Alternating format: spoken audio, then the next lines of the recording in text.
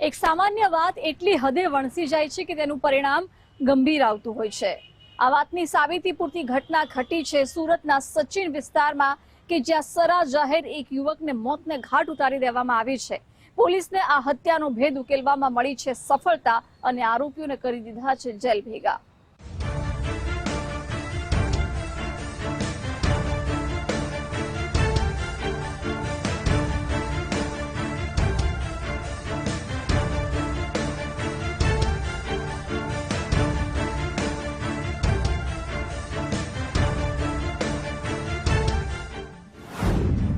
તારીખ 10 ઓગસ્ટ 2025 સમય બપોરના 12:30 કલાક। સ્થળ સચિન સુડા સેક્ટર સુરત। સચિન વિસ્તારમાં આવેલા સુડા સેક્ટરમાં સૌરાષ્ટ્ર લેઉવા પાટીદાર સેવા સમાજની વાડી આવેલી છે। વાડી નજીક વિપિન ઉર્ફે કાળુ અને અમનસિંહ નામના બે યુવક ઊભા હતા। તે સમયે 17 વર્ષના એક સગીર સહિત 5 યુવક લાકડી અને છરી લઈને ત્યાં આવ્યા। વિપિન અને અમન પર હુમલો કરવા લાગ્યા, જેમાં અમનને તો સામાન્ય ઈજા થઈ હતી, પરંતુ વિપિનને જાંઘ, કમર અને પગના ભાગે અનેક માર મારતા તે નીચે ફસડાઈ પડ્યો હતો। ત્યારબાદ અમન તો જેમ તેમ કરી ત્યાંથી હોસ્પિટલ સુધી પહોંચી ગયો, પણ લોહીલુહાણ હાલતમાં વિપિન દર્દથી કણસતો ત્યાં જ હતો। તેનો વિડીયો વાયરલ થયો હતો। વિડીયોમાં જોવા મળી રહ્યું છે તેમ એક તરફ વિપિન લોહીલુહાણ હાલતમાં દર્દથી કણસતા મદદ માટે કરગરી રહ્યો છે, તો બીજી તરફ એકઠા થયેલા દરેક વ્યક્તિને તેને મદદ કરવા કરતા વિડીયો ઉતારવામાં વધુ રસ છે। ભીડમાંથી એક પણ વ્યક્તિનું હૃદય યુવકને પીડાતો જોઈ પીગળ્યું નહીં કે ના કોઈએ એમ્બ્યુલન્સને ફોન કરવાની મહેનત કરી, જેના પરિણામે યુવકને સમયસર સારવાર ન મળતા તેનું મોત નીપજ્યું। આ બાબતે મૃતકના પરિવારે એક સગીર સહિત 5 શખ્સ વિરુદ્ધ સ્થાનિક પોલીસ સ્ટેશનમાં ફરિયાદ નોંધાવી હતી। તેના આધારે પોલીસે 5 આરોપીઓને પકડી વધુ કાર્યવાહી હાથ ધરી છે।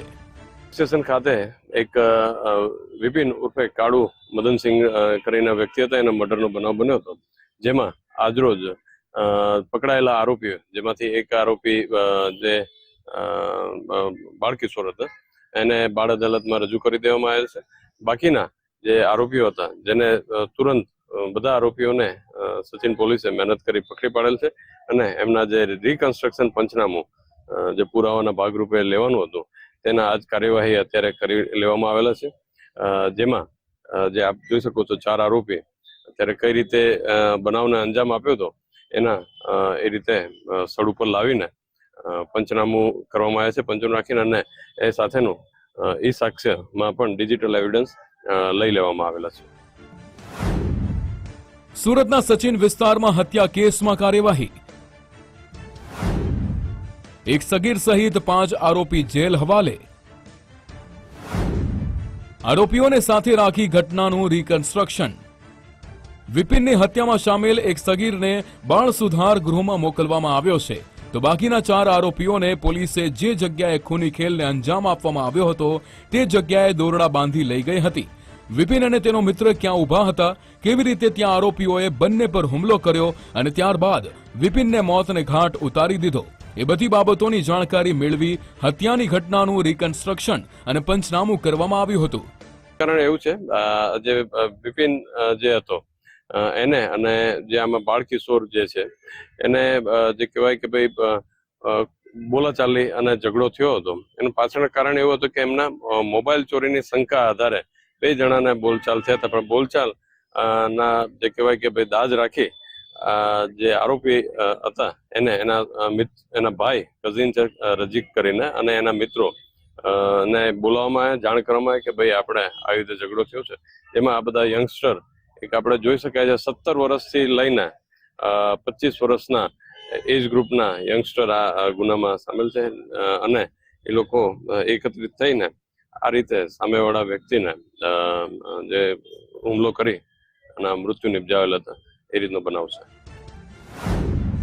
મોબાઈલ ચોરી બાબતે થયેલી માથાકૂટમાં મર્ડર। સચિન પોલીસના જણાવ્યા અનુસાર મૃતક વિપિન ઉર્ફે કાળુ અને આરોપીઓ વચ્ચે જૂના ઝઘડાની અદાવત હતી। થોડા દિવસ પહેલા ઇમરાન અને અયાનના મિત્રનો મોબાઈલ ચોરાઈ ગયો હતો। આ બાબતે વિપિન અને તેના મિત્ર અમનસિંહ સાથે આરોપીઓએ માથાકૂટ કરી હતી, ત્યારે ઇમરાને આરોપી સગીરને માર માર્યો હતો। તેનો બદલો લેવા માટે સગીરે બાકીના સાગરીતોને વાત કરી। ત્યારબાદ 5 આરોપીઓ ભેગા થઈ લાકડી અને છરી લઈ ગયા અને હત્યાની વારદાતને અંજામ આપ્યો।